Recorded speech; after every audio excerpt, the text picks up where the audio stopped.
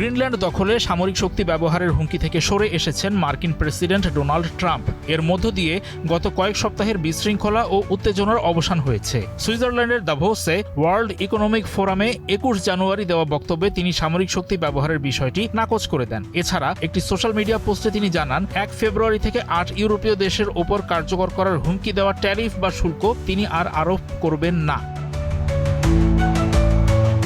নাম প্রকাশ না করার শর্তে হোয়াইট হাউসের দুটি সূত্র জানিয়েছে, প্রশাসনিক কর্মকর্তারা একটি কম উস্কানিমূলক পদ্ধতির জন্য চাপ দিচ্ছিলেন। ডেনিশ অঞ্চল গ্রিনল্যান্ড দখলের জন্য সামরিক শক্তি ব্যবহারে প্রেসিডেন্টের দলেরই বেশ কয়েকজন গুরুত্বপূর্ণ সদস্য আগ্রহী ছিলেন না। গ্রিনল্যান্ড দখলের জন্য ট্রাম্পের দীর্ঘদিনের লোভ কিভাবে বারবার কূটনৈতিক ও রাজনৈতিক বাস্তবতার সামনে হোঁচট খাচ্ছে তাই দেখা গেল আবার।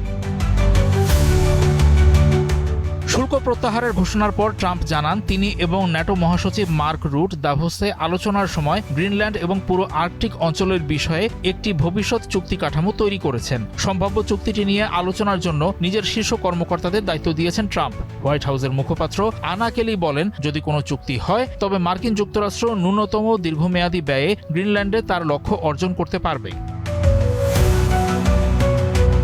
প্রেসিডেন্ট হিসাবে ট্রাম্পের দ্বিতীয় মেয়াদটি হঠাৎ নীতি পরিবর্তন এবং দ্রুত অবস্থান বদলের ঘটনায় ভরে যাচ্ছে। রিপাবলিকান এই প্রেসিডেন্ট অর্থনৈতিক, রাজনৈতিক বা বাজার চাপের মুখে বারবার শুল্ক এবং অন্যান্য ইস্যুতে নিজের পথ বদলাচ্ছেন। এক্সট্রিম মশার কয়েল প্ল্যান্ট ফাইবার দিয়ে তৈরি, ডেঙ্গু, চিকুনগুনিয়া বাহি সহ যে কোনো মশার বিরুদ্ধে দেয় এক্সট্রিম সুরক্ষা।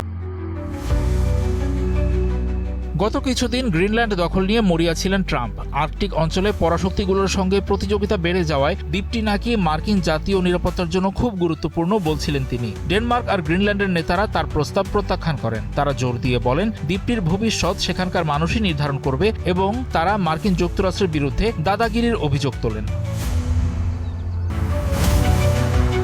১৭ জানুয়ারিতেও সোশ্যাল মিডিয়া পোস্টে ট্রাম্প বলেছিলেন, গ্রিনল্যান্ড না পাওয়া পর্যন্ত তিনি ইউরোপীয় মিত্র ৮টি দেশের উপর ক্রমবর্ধমান হারে শুল্ক চাপাবেন। ইউরোপীয় ইউনিয়নের প্রধান রাষ্ট্রগুলো একে ব্ল্যাকমেইল হিসেবে অভিহিত করে।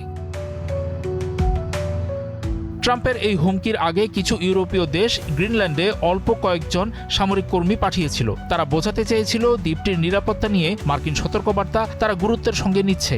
দাভোস সম্মেলনের আগে ইউরোপীয় নেতারা গ্রিনল্যান্ড দখলে মার্কিন চেষ্টার বিরুদ্ধে জোরালো অবস্থান নেন। ২০১৯ সালে প্রথম গ্রিনল্যান্ড দখলের ধারণাটি সামনে এনেছিলেন ট্রাম্প। তবে দ্বিতীয় মেয়াদে ক্ষমতায় ফেরার পরই তিনি এই ইস্যুতে বাগাড়ম্বর বাড়িয়ে দেন।